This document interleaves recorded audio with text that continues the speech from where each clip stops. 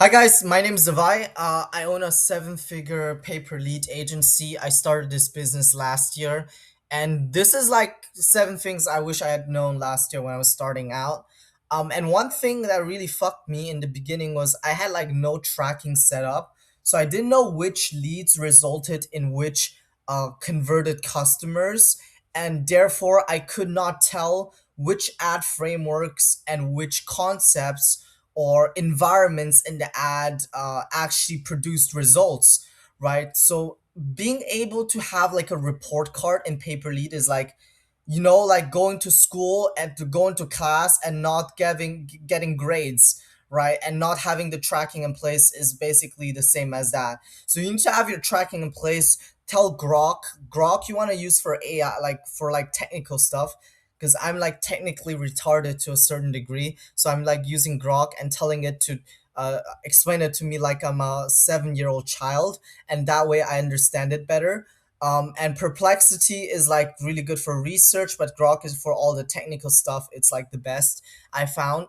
And you want to set up like your UTM parameters in Meta to make sure you have the tracking in place. And what that essentially means is that for each like ad, it has like a code. It's like a nine letter thing that it tracks which ad produced which leads, right?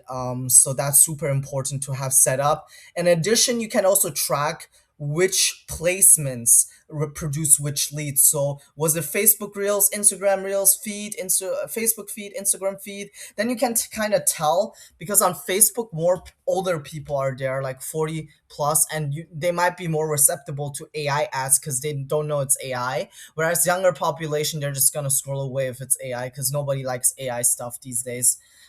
So yeah, make sure you have the tracking in place and figure that out.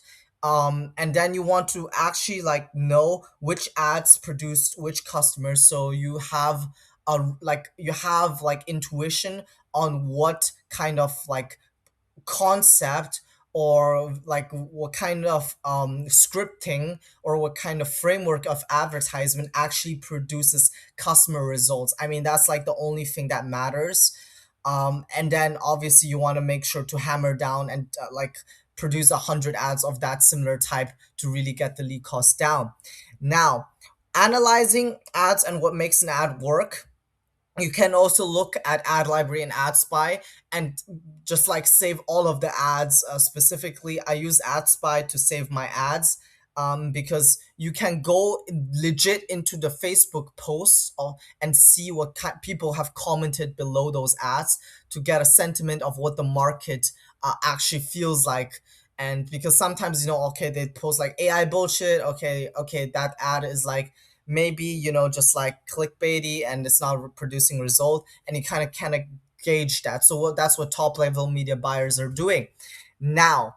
I would always, have a library of winning concepts. So you need to have like a Google sheet where you track hooks, like different frameworks of ads, what type of ads worked in the past, what kind of ads you want to produce in the future. So it's kind of like not like a trading diary that you have like when you're trading, but when you're like doing media buying, and that gives you system and concept. And what I would also do to take this one step further is to actually record your videos either on YouTube or just like for yourself.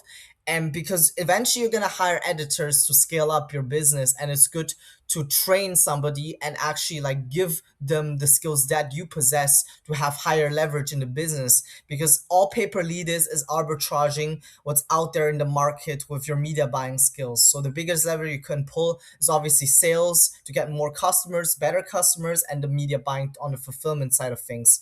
Now, staying on one platform will also generally like is okay for the beginning, but once you start scaling up, I'm doing also for myself. I'm bringing in YouTube, higher intent, Google, and I'm mixing and matching all of these to produce like see the quality, because you essentially can have one single dedicated funnel for all of three platforms, and you can kind of track from which platforms are producing the which kind of leads that convert at the best amount. So a lot of this paper lead stuff is data analysis, which is super easy to do. I mean, like a Chinese third grader would be able to like tell the data apart, right? Like with AI, so it's not really hard.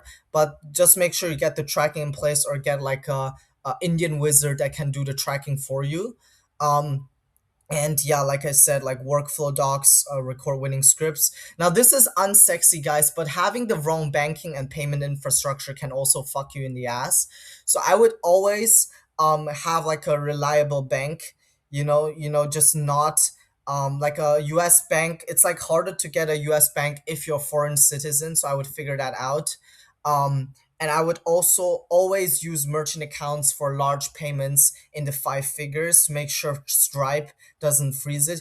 If you're using Stripe, switch to fan bases immediately, because they can deal with larger payments and they have better customer support as well than Stripe. Stripe is terrible.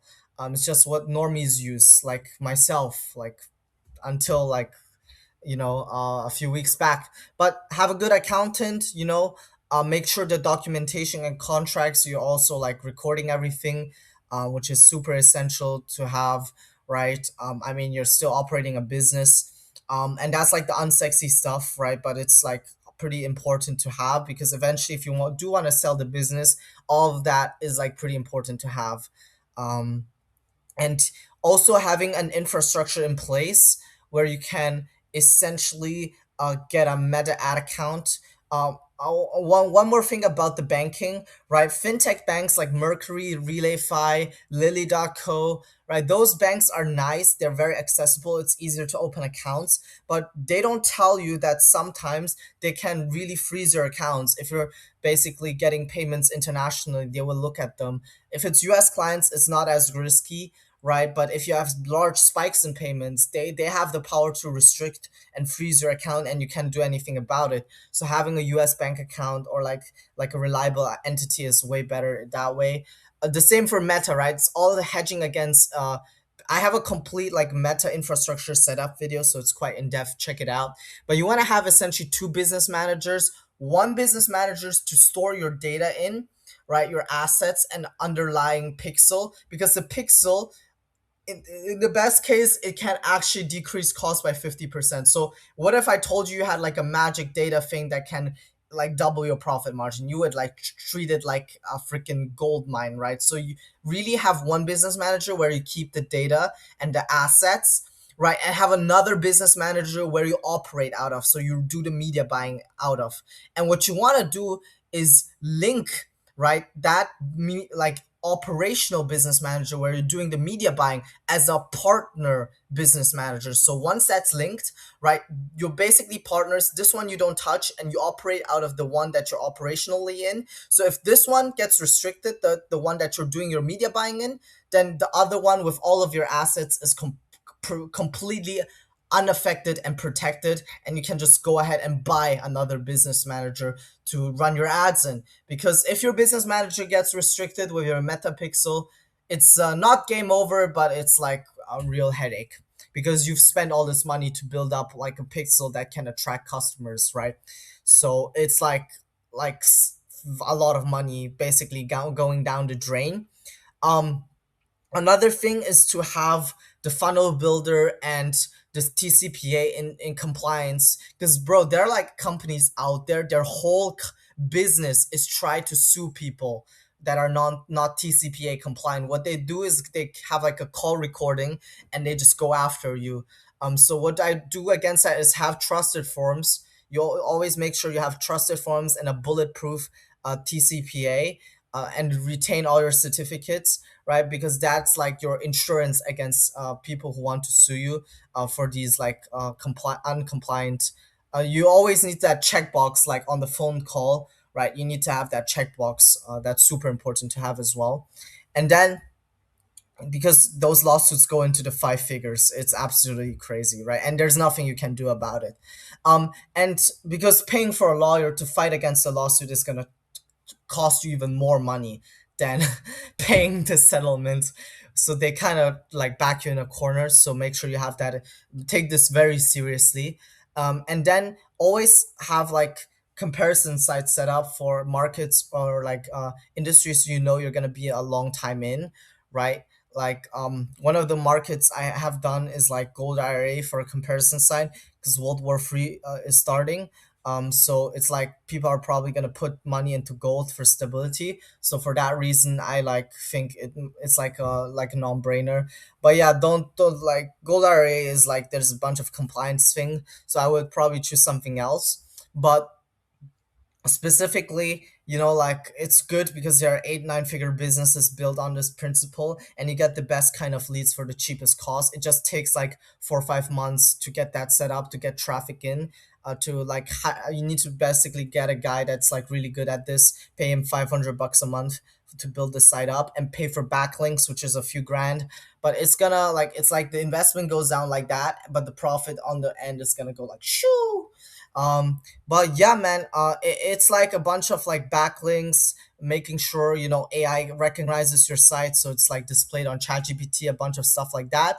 But it's going to be a real game changer once you have a comparison site that's driving high quality leads in a good market. If you do not know a good market, watch my vertical video, most in-depth video on the fucking planet on choosing your paper lead vertical, and only a 100 of your fuckers have watched it. Fuck it.